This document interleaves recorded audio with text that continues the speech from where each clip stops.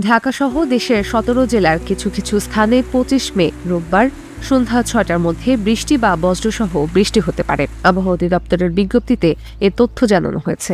ইতিমধ্যে বৃষ্টি শুরু হয়েছে ফরিদপুর, বরগুনা সহ দেশের বিভিন্ন অঞ্চলে। ঢাকার আশপাশের কিছু এলাকাতেও বৃষ্টি হয়েছে। বিজ্ঞপ্তিতে বলা হয়, রোববার সারাদিনে মানিকগঞ্জ, মুন্সিগঞ্জ, ঢাকা, গাজীপুর, টাঙ্গাইল, গোপালগঞ্জ, কুষ্টিয়া, রাজবাড়ী, পাবনা, ফরিদপুর, যশোর, মাগুরা, ঝিনাইদহ, চুয়াডাঙ্গা, সিলেট, কুমিল্লা ও চাঁদপুর জেলার কিছু স্থানে দমকা বা ঝড়ো হাওয়া সহ বৃষ্টি হতে পারে। এই বৃষ্টির সঙ্গে বজ্রপাতের সম্ভাবনাও আছে।